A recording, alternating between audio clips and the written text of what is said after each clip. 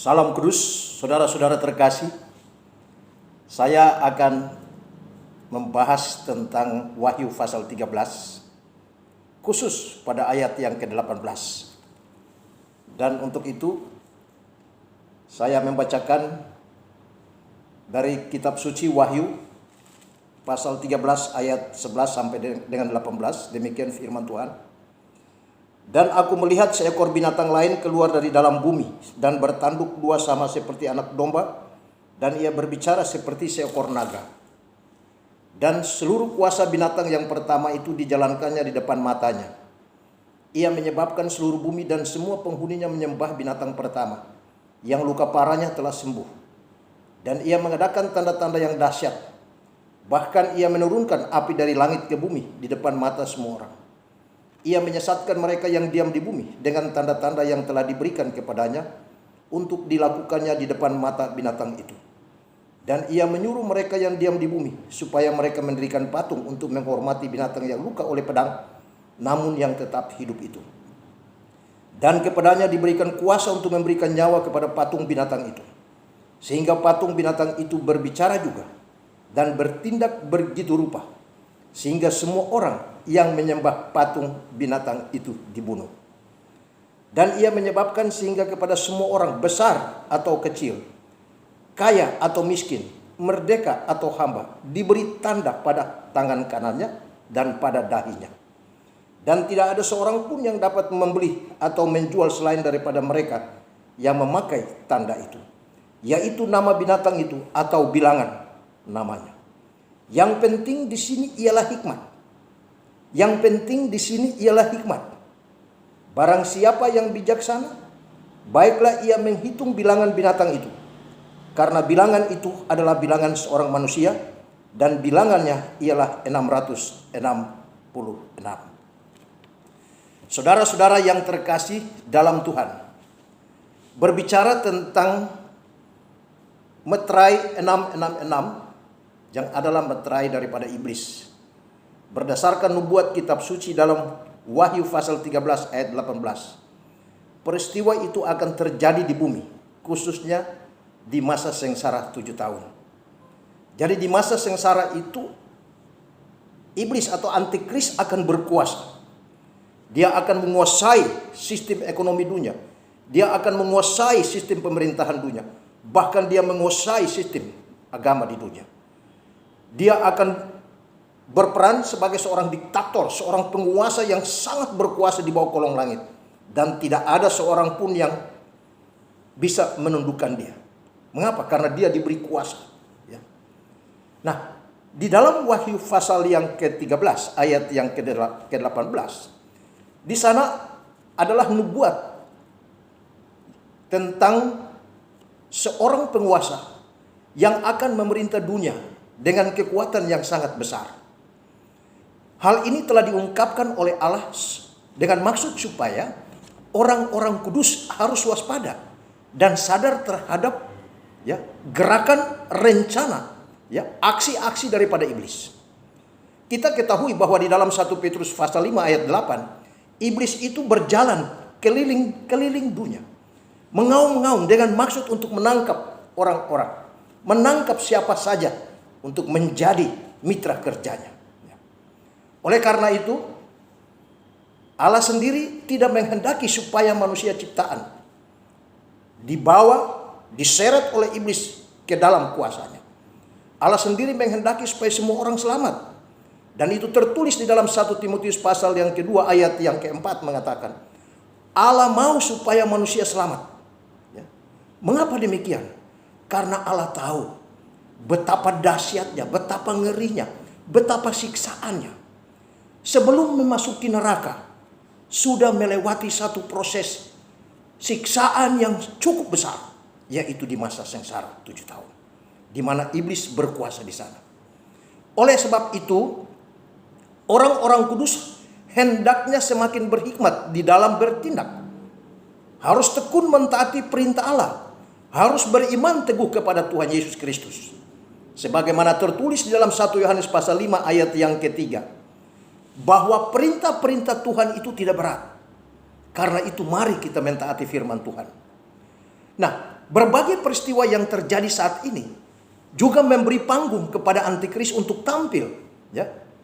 Sebagai salah satunya misalnya dalam bidang teknologi, yang kita tahu bahwa hari ini, ya, bagaimana kita menggunakan, ya, fasilitas-fasilitas teknologi, misalnya handphone, ya, kartu kredit card, dan semua ini adalah merupakan sistem yang sudah dibangun oleh antikris, yang pada gilirannya dia akan menerapkan itu nanti tepat pada waktunya, ya, pada saat masa sengsara itu berlangsung.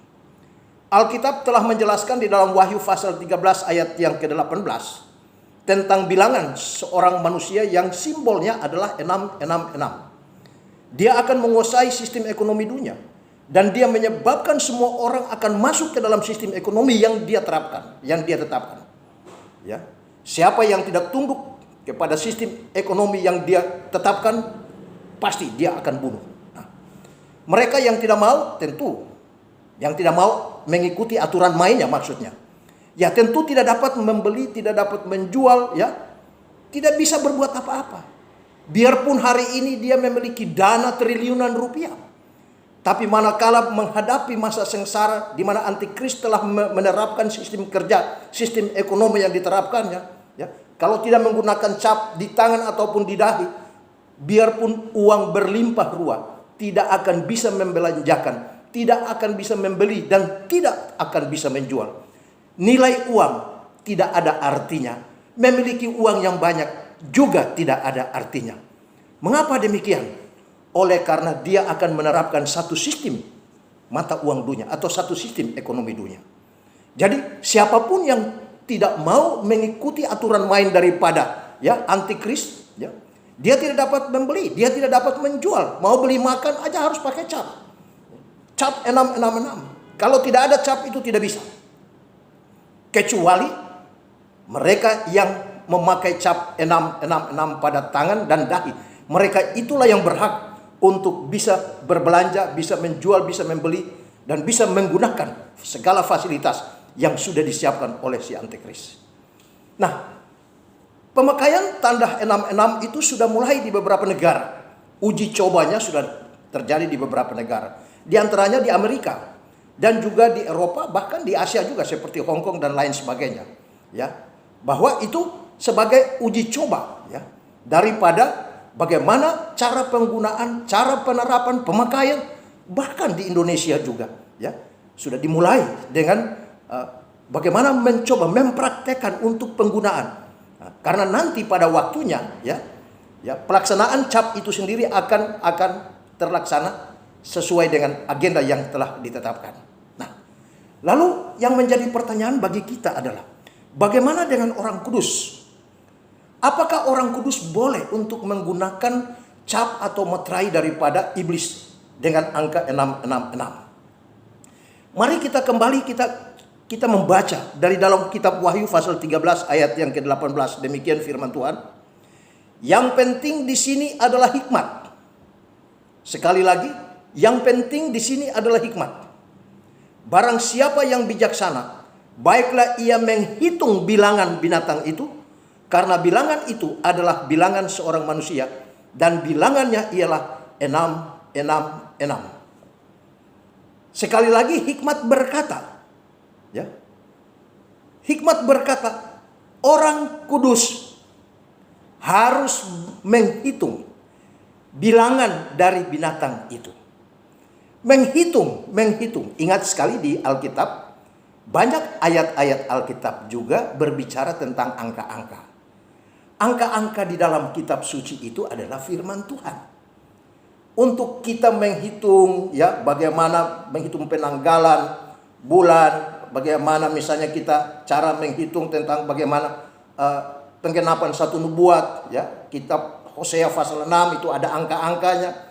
Kemudian di dalam kitab Matius pasal 24 ada angka-angkanya. Kalau kita tidak selidiki, kalau kita tidak memiliki hikmat, kita tidak akan ngerti. Orang yang tidak berhikmat akan melecehkan, akan menghina, ya. Mereka akan menertawakan. Orang yang menertawakan itu orang yang tidak punya hikmat. Karena orang yang tidak tahu menyelidiki kitab suci. Ingat sekali firman Allah mengatakan kitab suci ini harus diselidiki. Ya, di dalam Amsal 25 ayat 2, Kemuliaan Allah ialah merahasiakan sesuatu, tapi kemuliaan raja-raja ialah menyelidiki sesuatu. Dengan demikian kita menggunakan hikmat juga untuk apa? Untuk selain menghitung angka dari binatang ini, juga dengan maksud supaya kita harus waspada, kita berhati-hati, dan bahkan kita bertanya dalam hati kita, pantaskah kita orang kudus? Bolehkah orang kudus itu memakai cap atau meterai iblis, yaitu 666? Nah, untuk hal tersebut, baiklah kita melihat dulu rujukan firman Tuhan. Kita adalah orang kudus. Orang kudus itu adalah orang yang telah dimeteraikan dengan Roh Kudus. Ketika kita mendengar Injil keselamatan, di dalam dia kamu juga karena kamu telah mendengar firman kebenaran, yaitu Injil keselamatan. Di dalam dia kamu juga ketika kamu percaya dimeterai dengan Roh Kudus. Ketika percaya Injil keselamatan dimeteraikan dengan Roh Kudus. Dan Roh Kudus yaitu Roh Allah itu ditempatkan dalam hati kita. Ya. Oleh sebab itu tubuh ini adalah bait suci. Kenapa? Karena Roh Kudus sudah diam di dalam. Sehingga di dalam diri kita ini ada dua roh. Roh kita dan juga Roh Kudus. Nah, Roh Kudus dan roh kita bersaksi bahwa kita adalah anak Allah. Nah, sekarang di dalam Wahyu pasal yang ke-13 ayat 18, di sana dikatakan bahwa adalah hikmat. Barang siapa yang bijaksana, baiklah ia menghitung bilangan binatang itu. Karena bilangan itu adalah bilangan seorang manusia, dan bilangannya ialah 666. Dengan demikian, orang kudus harus berhikmat. Bolehkah orang kudus memakai cap 666 yang adalah cap iblis? Bolehkah orang kudus menggandakan lagi meterai Roh Kudus dengan meterai iblis? Ini pertanyaan yang harus dijawab oleh kita. Dan jawabannya harus berdasarkan firman Tuhan. Yang pasti berdasarkan hikmat yang Allah berikan kepada kita orang kudus. Maka jawabannya adalah orang kudus tidak diperbolehkan menggunakan cap atau meterai yang lain. Selain meterai yang sudah ditetapkan Allah, yang sudah ditempatkan Allah di dalam hati kita, yaitu meterai Roh Kudus. Efesus 1 ayat yang ke-13. Kedua, meterai iblis yaitu 66 tidak boleh mendapat tempat di dalam hati kita. Firman Tuhan dalam 2 Korintus pasal 6 ayat 15 dan ayat yang ke-16 mengatakan, iblis dan Belial tidak bisa disatukan. Allah dan berhala juga tidak bisa disatukan. Mana mungkin bisa? Kita sudah memiliki meterai Roh Kudus. Lalu kita boleh terima lagi itu meterai iblis. Bagaimana mungkin? Bagaimana kita mendudukan Kristus dan Belial itu di dalam hati kita? Bagaimana mungkin kita satukan Allah dan berhala di dalam hati kita? Itu sama sekali tidak boleh. Kalau ada yang mengajarkan bahwa kita harus terima itu ajaran sesat. Ajaran yang tidak berdasarkan hikmat. Ajaran yang tidak sesuai dengan firman Allah. Jadi yang benar adalah meterai Roh Kudus yang sudah dimiliki oleh setiap orang kudus tidak dapat digandakan dengan meterai apapun juga. Siapapun yang memberikan perintah untuk memakai, tidak. Jawabannya tidak. Sebentar kita buktikan secara alkitabiah. Yang berikut firman Tuhan juga mengatakan orang kudus harus memisahkan diri dari orang-orang yang tidak kudus. Orang kudus harus memisahkan diri dari penyembahan berhala, dan lain-lain. Tidak boleh menyatukan diri di sana. Itulah sebabnya dalam 2 Korintus pasal 6 ayat 17 mengatakan pisahkanlah dirimu dari mereka. Sebab kalau kita tidak pisahkan diri, kita mendurhaka terhadap Tuhan. Nah, oleh sebab itu kita harus berhikmat. Kita harus sadar, kita harus waspada. Jangan kita terlena. Mengapa demikian? Memang meterai Roh Kudus yang sudah ditaruh dalam hati kita oleh Allah tidak mungkin dicabut.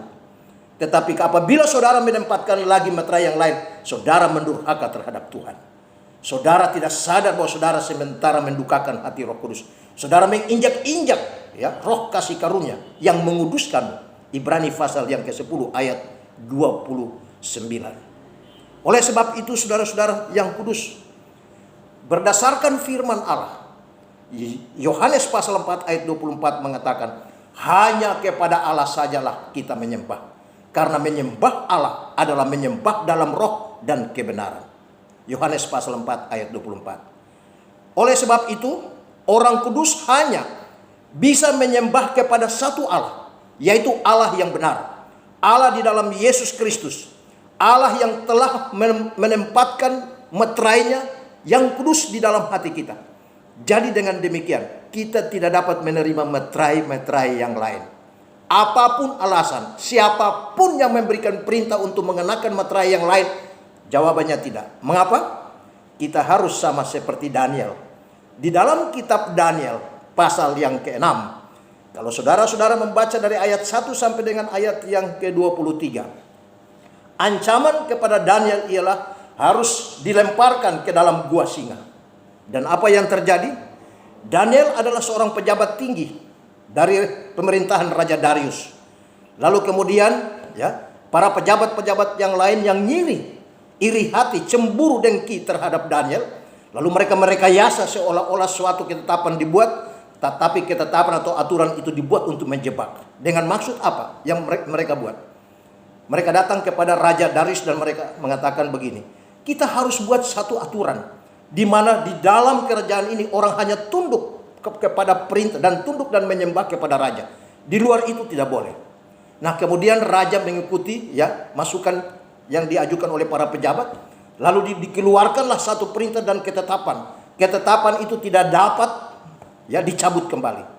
Nah ternyata aturan itu dikenakan dijatuh kepada Daniel. Oleh sebab mereka menjebak, setelah peraturan itu telah ditetapkan, ditandatangani dengan cincin raja, dimeteraikan dengan cincin raja, lalu mereka menjebak Daniel. Mereka datang ke tempat Daniel dan mereka ngintip, mereka lihat, oh ternyata Daniel ini menyembah Allah. Terbukti dari Daniel melakukan ibadah 1 hari 3 kali, kemudian mereka melaporkan kepada Raja Darius. Nah dari situlah Raja Darius pun tidak bisa menolong, kecuali hanya mematuhi pada aturan yang sudah ditetapkan. Lalu perintahnya melemparkan Raja Darius ke dalam gua singa. Mengapa dia dilemparkan? Hanya karena dia tidak mau tunduk kepada keputusan raja. Dia hanya mau tunduk dan beribadah kepada Allah. Karena beribadah kepada Allah itulah dia tidak menerima apapun. Dia tidak menerima kalau dia harus menyembah kepada Allah lain. Apapun resikonya, konsekuensi dia harus dilemparkan. Sudah, dia dilemparkan ke dalam gua singa. Namun apa yang terjadi? Ketika dilemparkan ke dalam gua singa, malaikat Tuhan mengatupkan mulut singa dan tidak dapat menerkam Daniel. Akhirnya raja, karena semalam-malaman tidak tidur, rajanya datang dan menyapa, Daniel, apakah Allahmu menyelamatkan engkau? Dan suara yang keluar, ya Tuhan, Allahku melindungiku karena mengirimkan malaikat untuk mengatup seluruh mulut daripada singa-singa ini. Lalu kemudian raja memerintahkan, keluarkan, angkatlah Daniel dari dalam gua singa. Lalu kemudian raja memerintahkan kepada orang-orang yang tadi mendesak raja untuk menjebak, melemparkan itu Daniel ke dalam gua singa. Mereka lah yang dilemparkan dan diterkam oleh singa. Saudara-saudara yang kudus, di sini contoh yang cukup menarik. Daniel hanya taat dan beribadah pada Allah. Keputusan raja, keputusan pemerintah yang tidak sesuai dengan imannya, tentu dia lawan. Mengapa demikian? Karena tidak sesuai dengan apa yang dia sembah.